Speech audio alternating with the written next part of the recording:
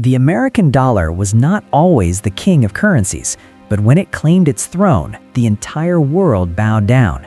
This story begins in a small New Hampshire town in 1944, where world leaders gathered at a place called Bretton Woods to redesign the global economy after World War II had left nations broken and desperate.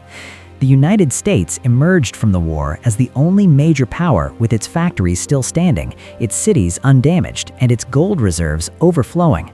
Every other nation needed to rebuild, and America held the keys to the vault. At Bretton Woods, representatives from 44 countries agreed to peg their currencies to the dollar, and the dollar itself would be backed by gold at $35 per ounce. This meant that any country could exchange their dollars for actual gold, creating trust in a piece of paper that would soon travel to every corner of the earth. The dollar became the world's reserve currency, the money that nations would hold in their central banks, the currency used to buy oil, wheat, steel, and everything else traded across borders.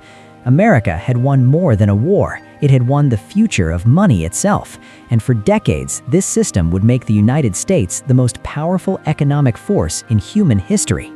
The golden chain breaks. But power built on promises can crumble when those promises become too heavy to keep. By the late 1960s, America faced a problem that would change everything. The Vietnam War was draining billions from the Treasury, social programs were expanding, and foreign nations were starting to notice something troubling. The United States was printing more dollars than it had gold to back them up.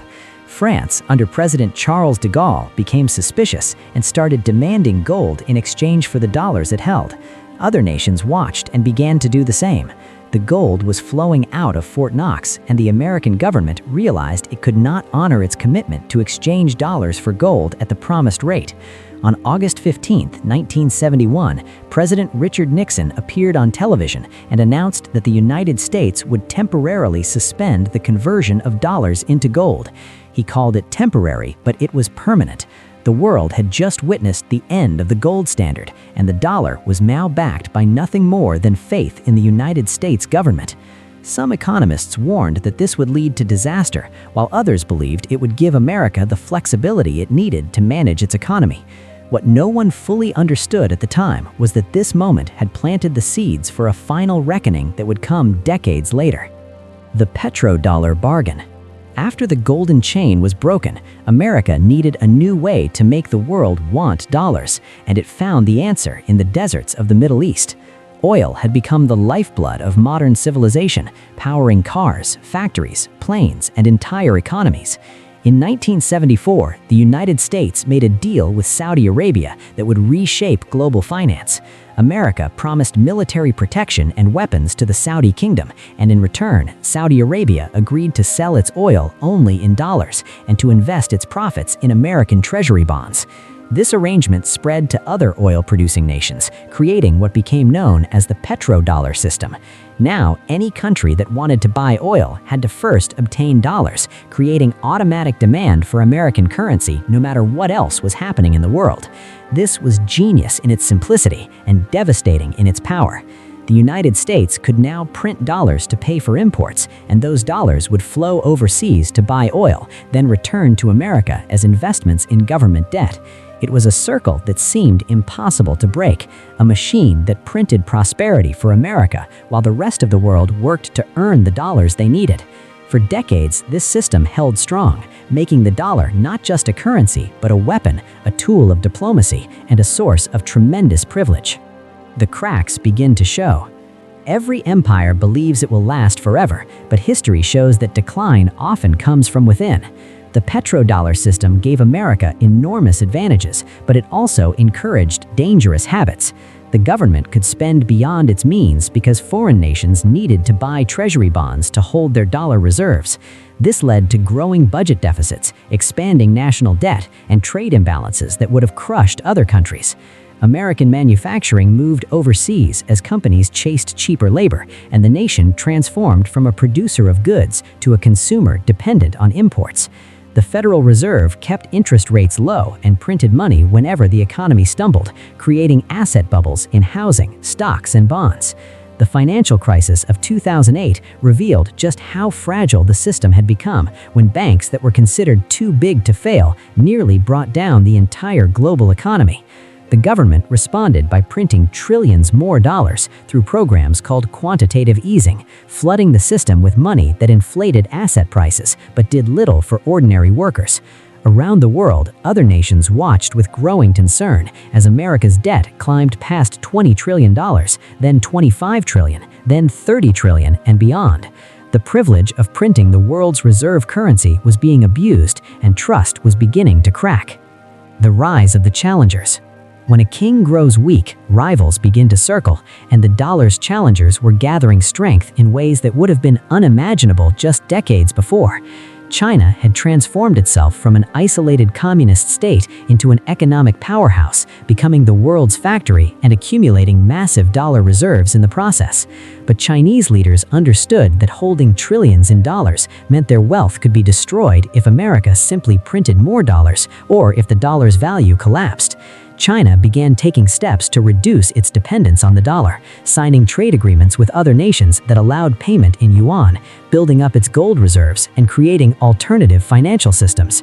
Russia, facing sanctions from the United States that cut it off from dollar-based banking systems, also worked to move away from the dollar in its international trade. The European Union, despite its own problems, maintained the euro as a potential alternative reserve currency. In the Middle East, even Saudi Arabia began questioning the petrodollar arrangement as its relationship with America grew more complicated. New technologies emerged that offered paths around traditional banking, with cryptocurrencies like Bitcoin promising a form of money that no government could control or inflate. These developments represented more than just economic competition. They were cracks in the foundation of American financial dominance that would eventually become earthquakes. The pandemic that changed everything. In early 2020, a virus emerged that would accelerate trends that had been building for years and push the dollar system closer to its breaking point. The pandemic shut down economies across the globe, and governments responded with unprecedented money printing and stimulus spending. The United States alone created trillions of new dollars in a matter of months, sending checks to citizens, loans to businesses, and liquidity to financial markets. This massive injection of money had to go somewhere, and it flowed into everything from stocks to real estate to cryptocurrencies, creating wild price increases that made the wealthy even richer, while ordinary people struggled with rising costs. Inflation, which had been dormant for decades, suddenly roared back to life.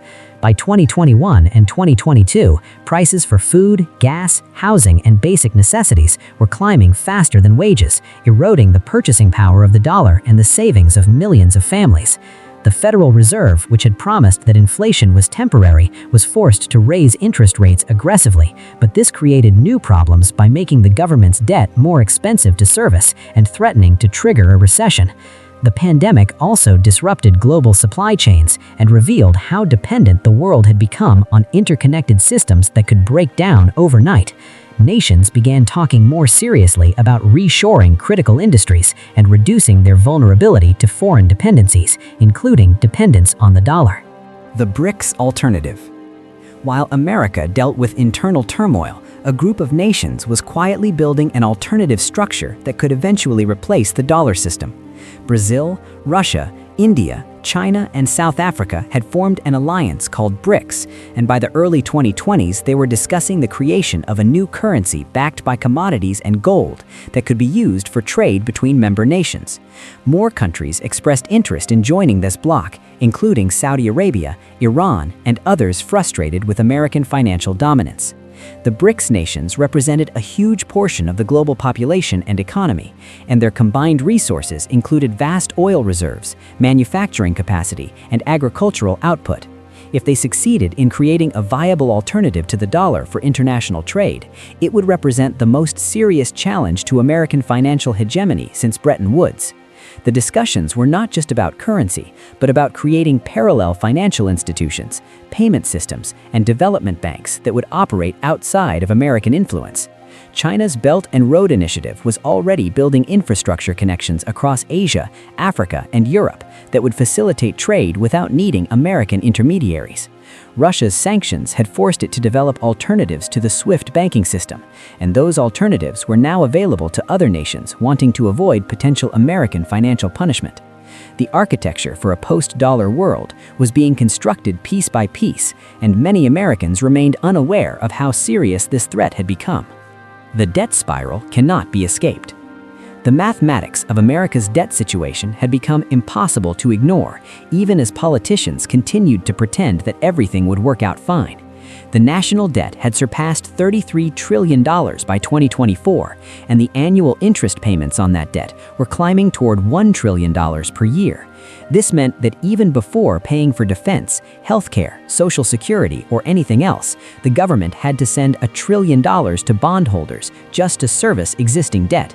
As the Federal Reserve raised interest rates to fight inflation, the cost of this debt grew even larger because new bonds had to be issued at higher rates. This created a vicious cycle where borrowing to pay for government operations required more borrowing to pay the interest on previous borrowing. Some economists warned that the nation was entering a debt spiral, where the only way to avoid default would be to inflate the currency deliberately, paying back debt with dollars that were worth less and less. Foreign holders of treasury bonds were already reducing their positions, with China and Japan selling off hundreds of billions in holdings.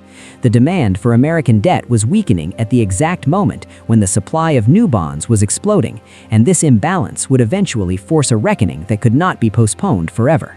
The final stage begins. The final stage of the dollar system is not a single dramatic moment, but a process already in motion, visible to those willing to see the signs. Central banks around the world have been buying gold at rates not seen in decades, preparing for a time when dollars might not be trusted. International trade agreements are being signed that bypass the dollar entirely, with countries agreeing to settle transactions in their own currencies or in alternative units of account. Digital currencies issued by central banks are being developed in China, Europe, and elsewhere, offering ways to conduct international transactions without touching the dollar-based banking system. The percentage of global reserves held in dollars has been declining steadily, from over 70% in the early 2000s to below 60% today, and that trend continues. American sanctions, once a powerful tool of foreign policy, are being used so frequently that they have motivated dozens of nations to develop workarounds and alternatives. The architecture for a post-dollar world was being constructed piece by piece, and many Americans remained unaware of how serious this threat had become. What comes after? When the dollar finally loses its status as the world's reserve currency, the transition will be traumatic for Americans who have lived their entire lives with the privileges that status provided. Imports that once seemed cheap will become expensive as the dollar's purchasing power declines. The government will face harsh choices between defaulting on promises made to retirees and healthcare recipients, or printing so much money that hyperinflation destroys what remains of the currency's value.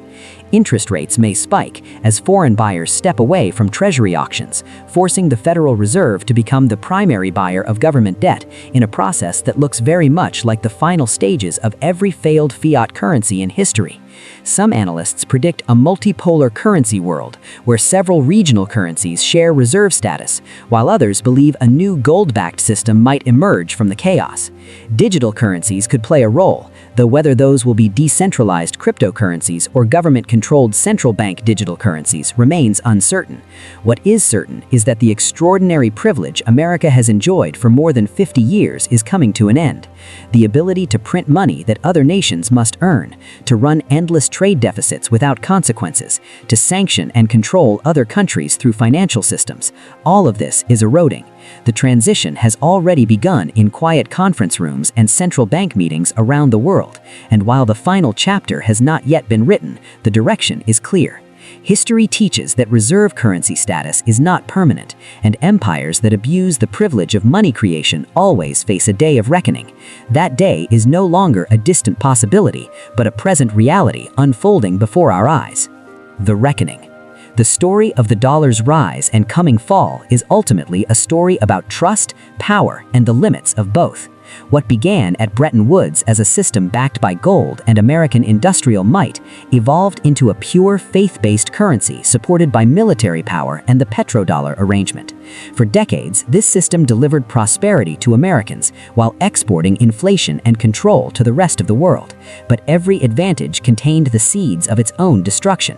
The ability to print without immediate consequences encouraged debt, speculation, and the financialization of an economy that once built real things. The power to sanction and control motivated rivals to build alternatives that will ultimately diminish American influence. The privilege of reserve currency status allowed problems to be postponed rather than solved, and now those problems have grown too large to ignore. We stand at the end of an era that defined global finance for 3 generations, watching as the architecture of dollar dominance crumbles in slow motion. The final stage is not a future prediction, but a current reality, visible in gold purchases, trade agreements, declining reserve percentages, and the mathematics of unpayable debt.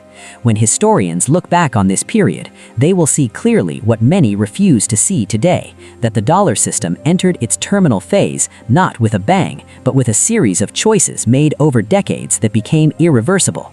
The empire of paper money built on sand is washing away with the tide, and what comes next will reshape the world as profoundly as Bretton Woods once did.